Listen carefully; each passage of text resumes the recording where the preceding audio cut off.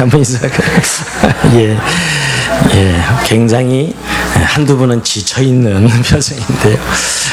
나는 우리가 짧은 연휴 은혜 가운데 잘 보내고 또 주의 날 못 들어온 분도 있지만 거의 다 오신 것 같아 감사하고요. 오늘도 창세기 59번째 요셉을 찾아온 형들의 제목으로 은혜의 말씀을 나눕니다. 우린 지난주에 요셉이 바로의 꿈을 해석해서 결국 애굽의 총리로 등극하는 장면을 봤고요. 단순히 애굽의 총리에 등극한 정도에 끝나지 아니하고 아주 요셉을 높이죠. 높여서 그동안 13년간의 연단을 하나님께서 보상해 주시는 그런 은혜를 봤습니다.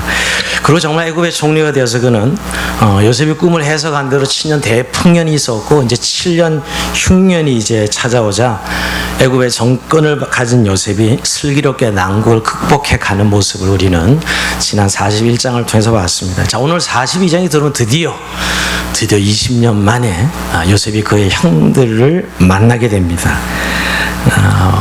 엄청난 극적인 장면이지요. 근데 요셉과 그의 형제들을 만나게 해준 것은 역시 흉년입니다. 요셉이 예측한 대로 7년 대풍년이 있고 난 다음에 흉년이 찾아왔는데 애굽 땅에만 흉년이 찾아온 것이 아니라 가나안 땅에도 흉년이 찾아왔습니다. 자, 그 극심한 흉년이 들자 이제 양식을 찾아서 애굽으로 사람들이 몰려드는 것이죠. 그 행렬에 야곱의 10아들이 포함되어 있습니다. 요셉은 꿈에도 잊을 수 없었던 형들을 지금 눈앞에서 보게 됩니다. 요셉은 그들을 알아봤지만 형들은 전혀 알아보지 못했습니다. 여러분, 이제 20년의 세월인데 얼마나 많이 변했겠어요?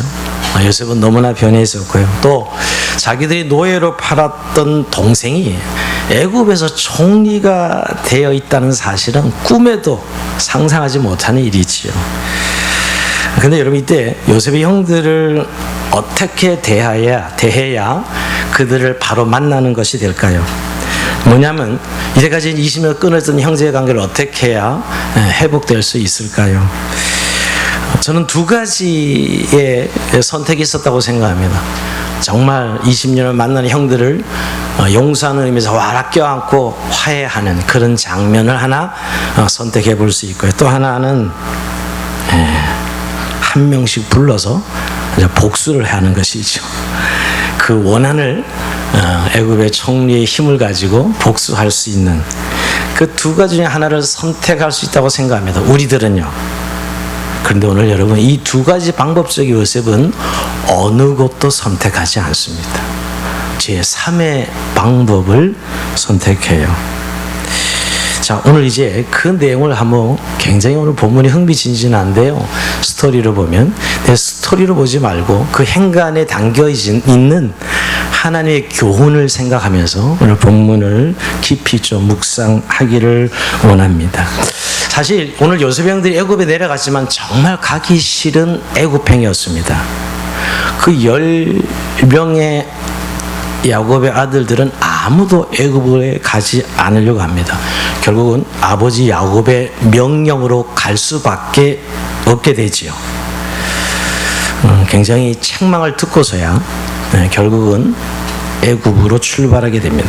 오늘 1절 42장 1절 보면 대번에 책망받는 내용인데요. 그때 야곱이 애굽에 곡식이 있음을 보고 아들들에게 이르되 너희는 어찌하여 서로 바라보고만 있느냐? 야곱이 또 이르되 내가 들은즉 저 애굽에 곡식이 있다니 너희는 그리로 가서 거기서 우리를 위하여 사오라. 그러면 우리가 살고 죽지 아니하리라 하며. 예, 이거 굉장히 책망하는 내용이죠. 근데 야곱의 아들들은 누구나 가릴 것 없이 애굽에 가는 것을 꺼려합니다. 아니, 양식이 다 떨어졌는데도 불구하고 애굽에 가지 않으려고 해요. 자, 이유가 뭘까요? 우선 첫 번째로 생각해 볼 수 있는 것은, 여러분, 야곱 가족에게는 애굽은 위험한 곳이에요. 우리가 잘 아는 대로 여러분, 조부 아브라함이 생각하고 있어요. 아브라함이 흉년이 일어서 가나안에서 애굽으로 내려갈 때 큰 위기를 만나죠. 자기 아내 사라를 뺏기기도 하고 죽음의 위협을 받습니다. 물론 하나님의 도움으로 위기를 모면했지만 그 후에도 결국 이 야곱 가족에게 애굽은 항상 어떤 위기의 장소로 인식됐던 것이죠. 이렇게 생각한 것은 사실 타당성이 있어요. 왜냐하면 요셉의 아버지 야곱은 10아들을 보내면서 누구를 안 보내죠? 베냐민을 보내지 않습니다. 근데 그 이유를 3절 4절에 나와 있는데요. 요셉의 형 10사람이 애굽에서 곡식을 사려고 내려갔으나 야곱이 요셉의 아우 베냐민은 그 형들과 함께 보내지 아니하였으니 이는 그의 생각에 재난이 그에게 미칠까 두려워함이었더라. 결국은 마음이 놓이지 않는 거예요. 막내 아들을 애굽에 보냈을 때 애굽에서 무슨 일이 일어날지 모른다는 생각 때문에 막내 베냐민을 보내지 않는 걸 보면 애굽행은 이 야곱 가족에게는 위기에 장선한 사실을, 위험한 장선한 사실을 다 인식하고 있었습니다. 근데 여러분, 이 이유 때문에 이 요셉의 형들이 가려고 하지 않았을까요? 아니죠. 정말 요셉의 형들이 애굽에 가기 싫어했던 결정적인 이유가 있죠. 뭐지요? 자신들이 팔아넘긴, 노예로 팔아넘긴 요셉이 애굽에 있기 때문이죠. 그들이 요셉을 팔아넘긴 곳이 애굽이기 때문이에요. 물론 아직 이 형들은 요셉의 생사조차 알지 못합니다. 그러나 적어도 애굽은 자신들의 범죄를 생각나게 하는 장소였어요. 아마 이들은 20년의 세월이 지났지만 아무도 이 야곱의 형제들 사이에는 요셉을 노예로 판 후로 누구도 애굽의 이야기를 꺼내지 않았던 것 같아요. 적어도 이 동생 이야기, 요셉을 노예로 팔아먹었던 이야기를 꺼내지 않았던 것 같습니다. 그러니 여러분, 오늘 이 하필 왜 애굽으로 양식을 구하러 가야 하냐 하면서 선뜻 나서지 않은 것이지요. 그러나 결국 가지 않을 수 없었어요. 아버지의 엄한 명을 받고 결국은 가기 싫은 애굽으로 출발합니다. 그리고 거기서 바로 오늘 본문은 요셉과 맞닥뜨립니다. 자, 6절 7절 볼까요? 때 요셉의 나라의 총리로서 그 땅 모든 백성이 곡식을 팔더니 요셉의 형들이 와서 그 앞에서 땅에 엎드려 절하매 요셉이 보고 형들인 줄 아나 모른 척 엄한 소리 그들이 말하 이르되 너희가 어디서 왔느냐? 그들이 이르되 곡물을 사려고 가나안에서 왔나이다. 근데 조금은 이 본문이 여러분 뭔가 요셉과 그 형들이 만나는 장면이 과정이 없어요. 바로 애굽에 내려가서 바로 요셉을 만나는 장면이 나와요. 사실 오늘 요셉을 죽이려고 했고 또 그래서 애굽에 노예로 팔았던 형들이 지금 요셉 앞에 섰습니다. 근데 여러분 지금 자기들 앞에 있는 그 형들 앞에 있는 사람이 누구인지 전혀 모른 채 이 10형제는 그저 곡물을 팔아달라고, 곡물을 사려고 왔다고 이야기합니다. 이렇게 서게 된 것은 성경학자들은 외국인들은 먼저 총리가 이렇게 맡아서 일을 했다 이렇게 해석하는 사람도 있고요. 또 어떤 성경학자들은 아니다, 형들이 곡물을 사려고 올 줄 알고 요셉이 기다리고 있었을 것이다 이렇게 해석하는 사람도 있습니다. 이유가 어쨌든 그는 지금 요셉 앞에 서 있지요. 어떻게 보면 형들이 자신을 팔아 13년 동안 고생한 거 생각하면 이런 상황에서 요셉은 복수를 생각할 수 있을 것입니다. 지금 요셉은 모든 권력을 가진 자가 되어 있었기 때문에 그 형들을 죽일 수도 있고 또 살릴 수도 있는 그런 자리에 있죠. 뭐 그런 애굽의 총리로서 충분히 그럴 수 있는 자리에 있습니다. 그런데 여러분 오늘 그 형들을 만났을 때 요셉은 뭘 생각합니까? 오늘 굉장히 중요한 요절이 9절이에요. 자, 이렇게 요셉은 형들을 만났을 때 생각합니다. 읽어봅니다. 시작. 요셉의 그들에게 대하여 꿈을 생각하고 그들에게 이르되 너는 정탐꾼들이라 이 나이 틈을 엿보려고 왔느니라. 예. 여기 보면 요셉은 결정적인 순간에 지금 형들을 딱 대면했을 때 20년 만에 만났는데요. 하나님께서 20년 전에 자신에게 준 꿈을 생각합니다. 이 결정적 순간에 이 꿈은 하나님이 계시로 주신 하나님 말씀이죠. 그 당시에는 20년 전에 자신에게 준 꿈을 생각해요. 여러분 지금은 요셉도 인간인데 자기 마음에도 분노와 또 보복하고픈 마음이 분명히 있었을 것이에요. 근데 이런 결정적인 순간에 그 20년 전에 하나님께서 계시로 주신 꿈을 생각해요. 자, 여러분 그 꿈이 뭐였죠? 다시 리마인드 해볼까요? 그 꿈은 형들과 함께 곡식을 베는데 자기 단은 서 있고 요셉의 단은 서 있고 형들의 단이 일어서서 절하는 꿈이었어요. 자, 그래서 이 만나는 장면을 이야기하여 많은 설교자들은 바로 그 꿈의 성취다. 형들이 와서 절하는 모습을 봐라. 이렇게 해석합니다. 물론 저는 틀린 해석은 아니라고 생각합니다. 그러나 제가 이 꿈을 지난번에 설교할 때 그렇게 해석하지 않은 걸 기억하실 거예요. 단순히 사실은 야곱의 가족은 목축업자들인데 왜 곡식이 등장하느냐 말이에요.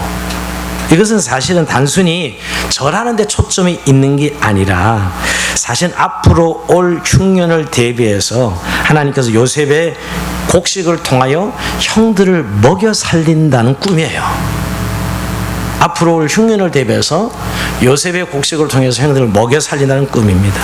즉 요셉은 하나님께서 자신을 이곳에 보내신 것은 그 자신의 가족을 구원하기 위해서라는 사실을 그 꿈을 통해 다시 한번 생각하는 것이죠. 여러분, 굉장히 중요합니다. 사실 이 순간에 보복하고픈 감정이 떠오르서 그것을 선택할 수도 있고, 그러나 20년 전엔 하나님께 주신 꿈, 내가 왜 여기에 13년 동안 고난의 생활을 보고 7년 동안 대풍년을 준비해서 흉년을 준비하는 애굽의 총리로 왜 나를 하나님께 여기 세우시고 지금 이 형들과 맞닥뜨리게 했는지를 그는 하나님 말씀 속에 찾고 있다는 거예요. 이게 너무너무 중요한 순간이에요. 즉, 그 꿈을 생각하면서 하나님께서 자신을 왜 여기에 보내주시는지, 하나님의 계획이 무엇인지 그 꿈을 통해 생각하는 것이죠.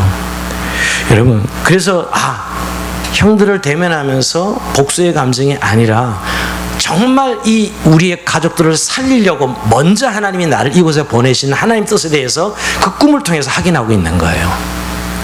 우리가 이런 인생을 살면서 결정적인 순간에 어떤 생각을 하느냐고 운명을 가릅니다.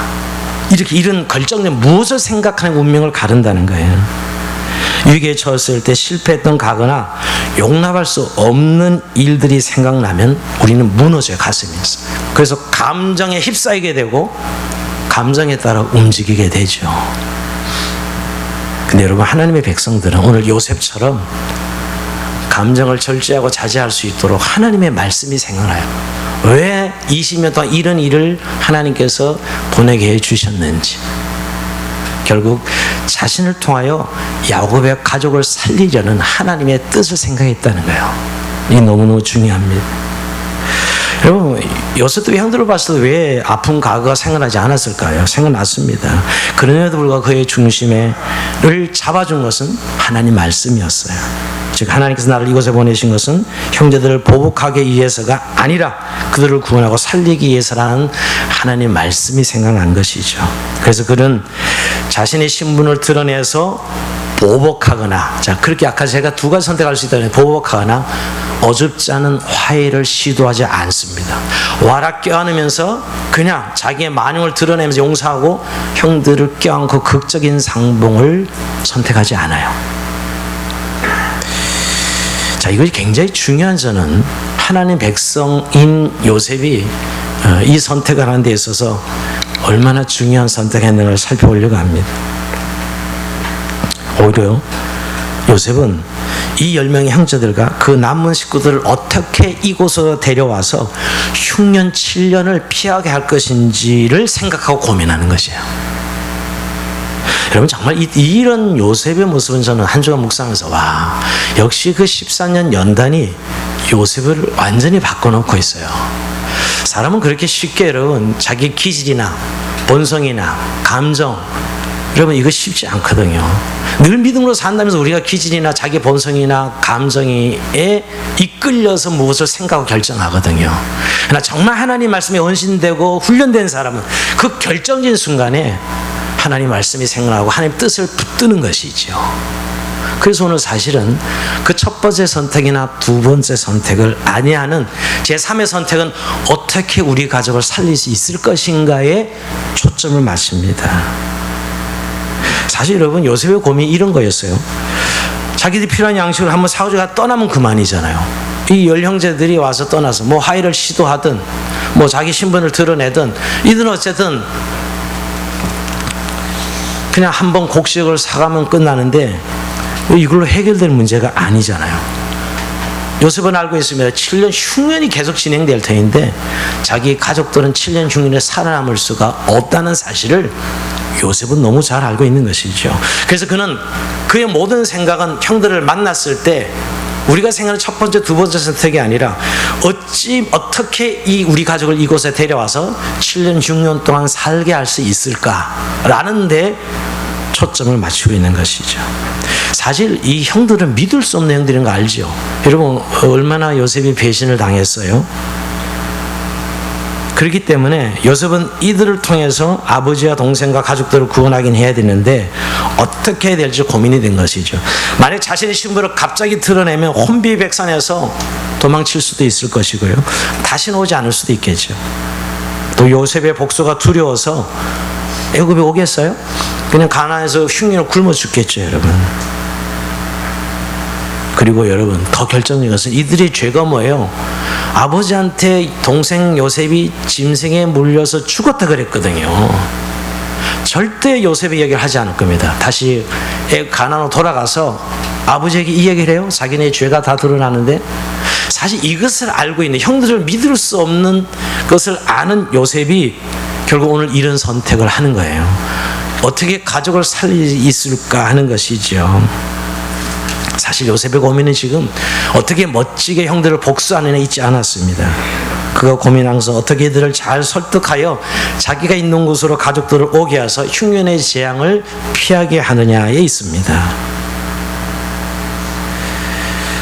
여기 요셉의 지혜가 발동돼요. 이게 참 하나님의 사람들의 지혜인데요. 요셉의 지혜가 발동됩니다. 뭐냐면 결국은 어떻게 보면 막 감정적으로 보면 복수하거나 막 극적인 상황을 통해서 용서하는 그런 장면을 연출할 것 같지만 완전히 감정을 절제하고 그들을 신문하죠. 간첩으로 몰아갑니다. 너희들 스파이지 이러면서 간첩으로 몰아가죠. 너희들 첩자지 이렇게 몰아갑니다. 여긴 요셉의 번뜩이는 지혜가 있어요. 이 하나님의 뜻을 이루기 위한 요셉의 지혜예요. 너희들 곡식을 훔치려고 온 도둑떼들이지 하면서 왜 곡식을 사러 갔다면 왜 10명이나 떼를 지어 왔느냐 뭐 이러면서 지금 도둑 내지는 스파이로 몰아가고 있습니다. 자, 10절 그 얘기인데요. 그들이 그에게 이르되 내 주여 아니니이다. 당신의 종들은 곡물을 사러 왔나이다. 우린 다 한 사람으로서 한 사람의 아들로서 확실한 자들이니 당신의 종들은 정탐꾼이 아니니이다. 요셉이 그들에게 이르되 아니라 너게 이 나이 틈을 엿보러 왔느니라. 아니라 그런데도 계속 스파이로 몰아가요. 간첩으로 몰아갑니다. 왜 그럴까요? 왜 이렇게 지금 요셉이 스파이로 계속 몰아가고 있죠? 아니라고 하는데 정보를 얻어내려고. 사람이 뭔가 스파이로 간첩으로 몰아가면 뭔가 아니라고 변호해야 되잖아요. 그럼 이제 거기서 정보가 나올 거 아니에요. 지금 20년 동안 요셉은 아무런 정보가 없습니다. 가나안 자기 가족에 대한 아무런 정보가 없죠. 아버지가 돌아가셨는지 베냐민이 살아있는지 전혀 모르죠, 여러분. 그러니까 그 정보를 얻기 위해서 간첩을 몰아가는 것이죠. 오늘 13절 이들이 이렇게 대답해요. 그들이 이르되 당신의 종 우리들은 12형제로서 가나안 땅 한 사람의 아들들이라. 막내 아들은 아버지와 함께 있고 또 하나는 없어졌나이다. 자, 23절에서 소전 정보를 얻어요. 우선 아버지가 살아있고 베냐민이 살아있다는 사실을 알고 또 하나 이들의 지금 마음속에 있는 범죄했던 그 사실 하나는 없어졌나이다. 이렇게 대답하는 것이 하나는 없어졌나이다. 물론 이들이 자신의 간첩이 아님을 증명하려고 하는 이야기인데요. 사실이죠. 원래 12형제인데 하나는 없어지고 하나는 아버지와 함께 가나안 땅에 있다고 대답하는 것입니다. 어떻게 보면 마지못해 간첩이 아닌 증명을 한 말이지만 요셉에게는 아주 중요했습니다. 아버지와 베냐민이 살아있다는. 베냐민은 자기 같은 어머니 배에서 태어난 동생이잖아요. 애주중지한. 이 살아있다는 사실을 알게 된 것이죠. 아마 저는 이 13절을 보면서 많이 생각이 들더라고요. 이 형제들이 얼마나 우기고 싶어서 우리는 한 아버지 아들로서 10명입니다. 이러고 싶지 않았겠어요, 여러분? 감정이 베냐민 여전히 아버지 상을 꿰차고 있고 그 하나는 자기들이 노예로 팔아버렸는데 우리는 한 아버지 아들 10명입니다 이러고 싶어 했겠죠. 근데 워낙 총리가 무섭게 다그치니까 사실대로 털어놓을 수밖에 없었고 그들이 제일 고통스러운 고백은 하나가 없어졌나이다 이거였을 거예요. 근데 그 없어진 하나가 지금 이렇게 신문하고 있다는 사실을 그들은 모르고 있지요. 근데 요셉은 이 말을 들으면서 여러분 자기 가족을 구원할 방법을 하나하나 생각해내고 있어요. 어쨌든 말지아웃 베냐민을 데려와야 된다는 거. 베냐민이 오면 아버지가 오게 돼 있다는 사실을 요셉은 알고 있는 것이죠. 아버지가 오면 형제들이 다 온다는 사실도 알고 있는 것이. 결국 그는 이렇게 이야기합니다. 야, 너희들 9명은 여기 감옥에 너희들이 증명 간첩이 아니가 증명되려면 9명 감옥에 있고 1명만 가서 베냐민을 데려와라. 그러면 내가 너희를 인정해 주겠다 그러는 것이죠. 근데 여러분 이거 사실은 이렇게 이야기하니까 굉장히 이들은 엄청난 고통이죠. 14절 16절 계속 그 이야기인데 막내 아들을 무조건 데려오게 하려고 9명을 잡아놓고 포로를 인질로 1명을 보내서 결국 베냐민을 데려오려고 하게 합니다. 어쨌든 여러분 지금 요셉의 모든 생각은 어떻게 하면 가족들을 데려오게 할 수 있을까? 그래서 흉년을 대비하게 할까? 이 생각이에요. 그러니까 막내만 오면 아버지가 온다는 생각 때문에 일단 그렇게 생각하지요. 어떻게 보면 베냐민만 잡아놓으면 이 모든 가족들이 그 끈으로 오게 될 것이다 이런 생각이에요. 저는 이 말씀 보면서 이런 생각 듭니다. 우리가 하나님 믿는 처음에 예수 믿을 때 많은 사람들이 무슨 다른 동기로 예수 믿는다기보다 병 낫고 부자 되고 잘 되기 위해서 예수 믿는 사람이 많죠. 근데 예수 믿다 보면 진짜 좋은 일이 생겨서 이런데 문제가 해결되면 더 이상 교회 다닐 필요가 없겠다. 이제 잘 살고 어려움도 없는데 이런 생각하는 사람들 간혹 있죠, 여러분. 하나님을 못 만나면 교회 와서도. 사실 진짜 행복은 하나님 주는 행복은 그거 아니잖아요. 하나님 관계 해볼 때 생명과 구원이에요. 여러분 우리가 아무리 다른 걸 다 가지고 있어도 결국 하나님과 관계를 가지지 못하고 못 만나면 인생의 참 행복은 해결되지 않습니다. 이 형들이 와서 양식을 해결해서 한번 가면 끝나요? 그 다음에 굶어 죽는 거죠. 그러니까 오늘 이 요셉은 결국 늘 하나님의 예표, 예수님의 예표라는 거. 이들을 어쩌든지 미끼를 던져 끌고 와서 이들을 살리려고 하는 것이죠. 이들은 사실은 그냥 만약에 진짜 자기 앞에 있는 사람이 요셉이라는 걸 알면 다시는 보지 않을 겁니다. 다시는 그 앞에 나타나지 않을 거예요. 죽으면 죽었지. 여러분, 결국 근본적인 이 행복과 화해를 이루어야 된다는 생각에 오늘 요셉은 지혜를 짜내고 있는 거예요. 어떻게 하든지 구실을 붙여서 이들을 도망가지 못하게 하고 다시 이 애굽 땅으로 돌아오게 해야 하는데 사실 20년의 공백이 그렇게 쉬운 공백이 아니거든요. 이 문제가 쉽지 않은 것이죠. 그래서 사실은 그 끈을 뭘로 샀냐면 베냐민으로 산 거예요. 베냐민의 끈을 잡으면 결국 이들이 오게 될 것이고 이 가족의 구원이 이루어질 것이다 생각하죠. 근데 사실 좀 너무 심했어요. 그죠? 곡식사를 하는데 9명을 잡아놓고 1명을 보내면 곡식을 1명이 가져가서 뭘 먹겠다고 어떻게 보면. 그래서 3일 후에 오늘 요셉은 다시 그들을 불러내서 신문을 합니다. 신문을 하는데 신문이라기보다는 큰 위로를 줘요. 안심을 시키죠. 자, 18절에 보면 이렇게 안심을 시킵니다. 사울의 요셉이 그들에게 이르되 나는 하나님을 경외하노라. 이건 너무나 놀라운 선포죠. 애굽에는 다 이방신을 섬기는 애굽의 총리 말할 것도 없다고 생각했는데 자기들과 여호와신을 하나님을 섬기는 사람이라는 걸 선포합니다. 그러면서 너 이같이 생명을 보존하라. 지금 생명의 위협을 느끼고 있거든. 스파이로 몰아가고 있으니까 염려하지 말라는 거죠. 위로하는 거예요. 내가 너희를 생명을 해칠 생각 하나도 없다. 나도 너희들 같이 하나님을 경외하는 자라고 밝히지요. 그러면서 뭘 제안해요? 아까 9명 인질로 잡아놓는다 그랬는데, 그 다음에 너희가 확실한 자들이면 너희 형제 중 한 사람은 그 옥에 갇히게 하고 너희는 곡식을 가져가서 너희 집안에 굶주림을 구하고 너희 막내 아우를 내게로 데리고 오라. 그러면 너희 말이 진실함이 되고 너희가 죽지 아니하리라 하니 그들이 그대로 하니라. 살 방법을 9명을 보내고 곡식을 다 가져가서 아버지도 베냐민도 먹고 살게 만들어 군지를 면하게 하고, 그 대신 한 명을 인질로 잡고 베냐민을 데려오면 너의 진실을 내가 받아주겠다, 이렇게 제안하지요. 이건 굉장히 참, 그러고 보면 요셉의 지혜가 이루 말할 수 없어요. 처음에는 사실 9명 잡아놓고 생각하다가 이건 너무 가혹하잖아요. 양식도 한 명이 가져가면 먹긴 하겠어요? 그러니까 9명을 보면 한 명을 인질로 잡아놓는 것입니다. 근데 참 불안했을 거예요. 한 명을 인질로 잡으면 이들이 다시 안 오면 어떻게 하나, 이 생각도 했을 수도 있죠, 여러분. 결국 어떻게 하면 요셉을 데리고 오게 하느냐예요. 아니, 어떻게 하면 베냐민을 데려오게 하느냐죠. 이 문제만 해결하면 결국 다 같이 올 수 있다는 생각하고 있는 것입니다. 근데 이 말을 듣자, 이 제안을 듣자 형들은 이제 아주 곤혹스러워합니다. 결국은 이들이 이제, 아니 아버지의 명령을 받아서 곡식 구하러 왔는데 이제 문제가 꼬여서 잡힐 뿐만 아니라 스파이로 지금 완전히 억울한 누명을 쓰고 또 인질로 잡히게 되고, 이런 상황이 되자 그들은 지난날 20년 전에 가슴속에 품고 있던 죄가 생각난 것입니다. 자, 이건 한번 읽어보겠습니다. 21절부터 22절까지 시작. 그들이 서로 말하되 우리가 아우엘로 말미암아 범죄하였도다. 그가 우리에게 애걸할 때 그 마음의 괴로움을 보고도 듣지 아니하였으므로 이 괴로움이 우리에게 임하도다. 르우벤이 그들에게 대답하여 이르되 내가 너에게 그 아이에게 대하여 죄를 짓지 말라고 하지 아니하였더냐. 그래도 너희가 듣지 아니하였으니라. 그러므로 그의 핏값을 치르게 되었도다 하니.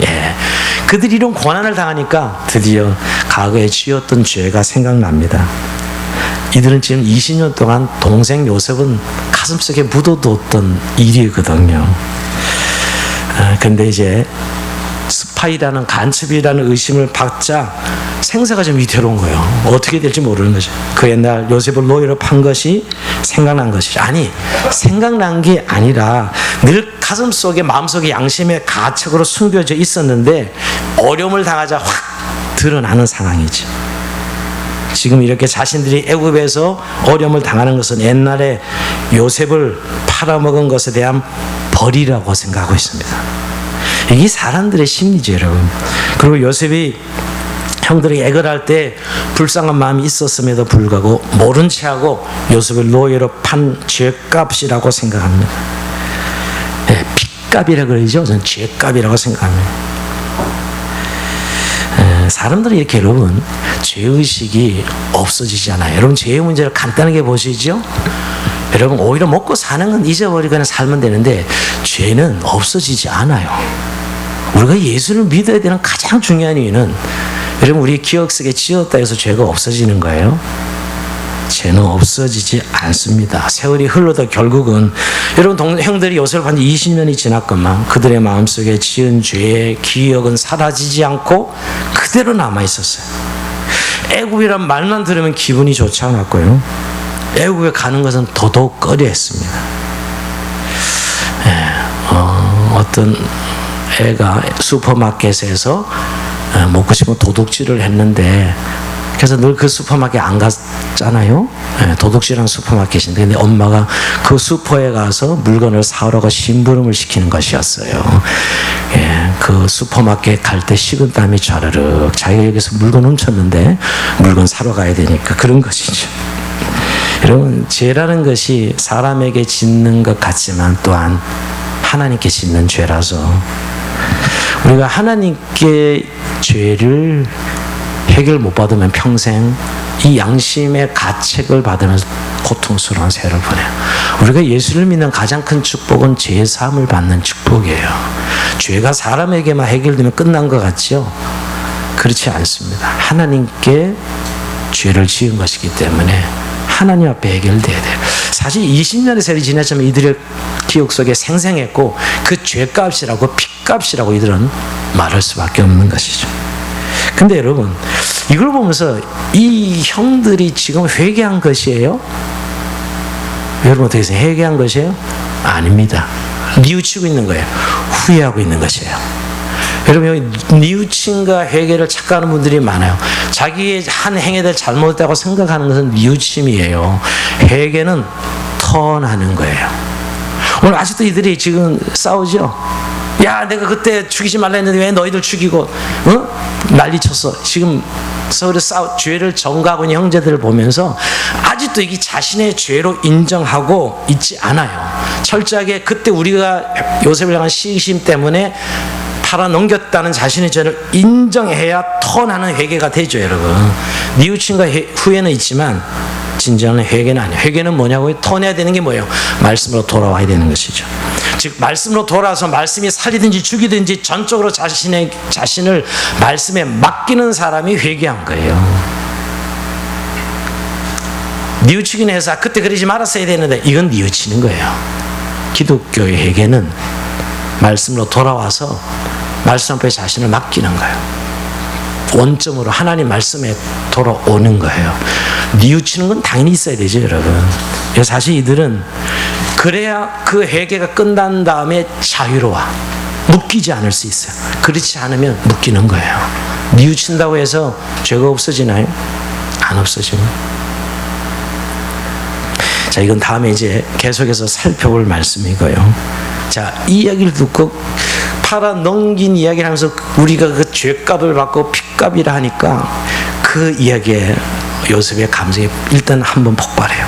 자, 지금 통역관을 두어서 이들은 자신의 말들을 알아듣지 못한다고 생각하고 있습니다. 애국의 말을 하고 있는 요셉과 오늘 이 히브리 말을 하고 있는 형들과는 지금 통하지 않는다고 생각하고 자신들은 막말을 했겠지요.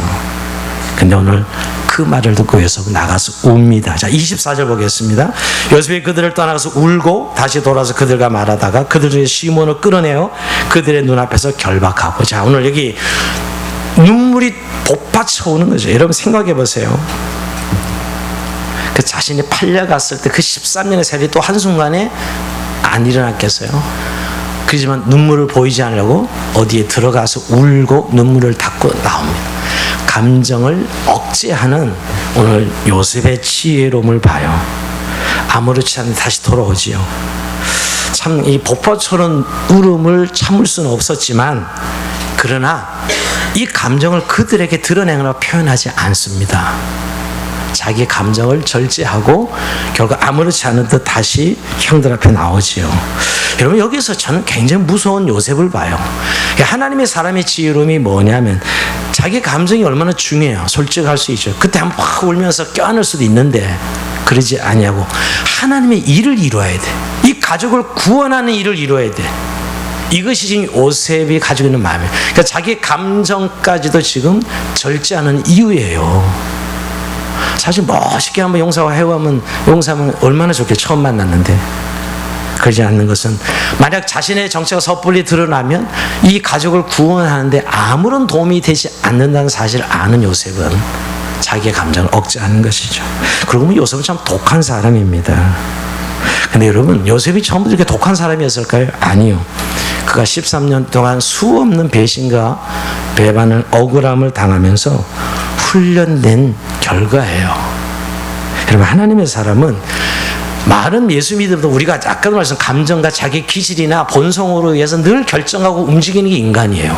그런데 여러분, 진짜 하나님의 사람이 훈련됐다는 것은 정말 결정적인 순간에 자기 감정과 기질과 본성이 움직이지 아니하고 하나님의 뜻을 생각하는 것이요. 하나님의 목적을, 하나님 자신에게 주신 말씀을 생각하는 거예요. 지금은 원한을 풀거나 어줍잖은 하해가 아니라 정말 온전히 하나님의 말씀, 자기 이 땅에 보내신 말씀을 이루어야 된다는 생각을 하고 오늘 어떻게 하면 독하게 자기 감정을 자제하고 구원의 계획을 하나씩 하나씩 실천해 가고 있는 것이 오늘 요셉의 모습입니다. 여러분, 우리가 연단받지 않은 사람은 너무 충동적이에요. 사람의 관계를 통해서 연단되지 않은 사람은 늘 충동적입니다. 그러나 말씀으로 훈련된 사람은 결국은 그 감정을 억제할 수 있고 절제할 수 있지요. 여러분, 감정으로는 하나님 일을 못합니다. 대부분 하나님 일을 한다면서도 결정의 순간에 자기 감정과 인간의 정으로 일하는 많은 그리스도인들이 있습니다. 교회 안에서.